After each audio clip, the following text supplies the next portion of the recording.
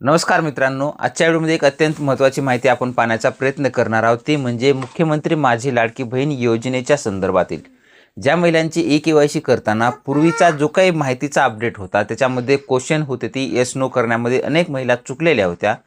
त्याच्याचमुळे आता काय केले ते के-वाय-सीची मुदत तर आता 31 डिसेंबर 2025 होती, ती संपण्यात आलेली आहे।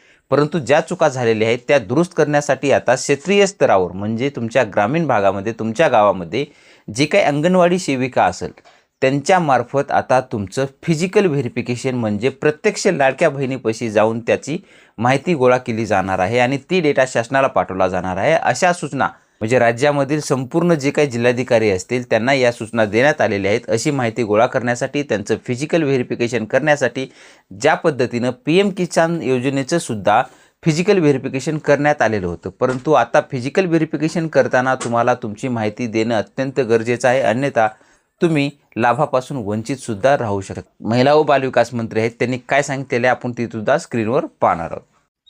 पाहू शकता तुम्ही की मुख्यमंत्री माझी लाडकी बहीण योजना महत्त्वाची सूचना असं त्यांनी दिलेलं आहे, ट्विट केलेलं आहे। महाराष्ट्रातील महिलांच्या आर्थिक सक्षमीकरणासाठी किंवा आरोग्य व पोषणामध्ये सुधारणा करण्यासाठी ही योजना राबवण्यात येत आहे असं सुद्धा त्यांनी सांगितलेलं होतं। परंतु ह्याची प्रभावी अंमलबजावणी करत असताना सर्व लाभार्थ्यांना दिनांक 31 डिसेंबर 2025 पर्यंत ई-के-वाय-सी करण्याची मुदतवाढ देण्यात आलेली होती, परंतु अनेक लाडक्या बहिणी जे काय आहेत त्यांनी ई-के-वाय-सी करण्यापासून वंचित राहिल्या असतील किंवा त्यांच्यामध्ये जे काही तथापि काही कारणास्तव ई-के-वाय-सी करताना चुकीचा पर्याय निवडण्याची बाब निदर्शनास आलेली होती। म्हणजे जे काही सुरुवातीचे 2 क्वेश्चन होते त्याच्यामध्ये नाही ते दोन्ही होय करायचे होते, पण अनेक जणांनी नाही करण्यात आलेले होते। त्याच्यामुळे प्रत्यक्ष आता त्याच्यामध्ये तुमच्या क्षेत्रीय स्तरावर म्हणजे अंगणवाडी सेविकांमार्फत प्रत्यक्ष पडताळणी करण्याचे म्हणजेच फिजिकल व्हेरिफिकेशन करण्याच्या सूचना राज्यातील सर्व जिल्हाधिकाऱ्यांना देण्यात आलेल्या आहेत असं सांगण्यात आलेलं आहे। तर अशा पद्धतीने त्यांनी ही माहिती दिलेली आहे। तर आता लवकरच तुमचं फिजिकल व्हेरिफिकेशन सुरू होईल,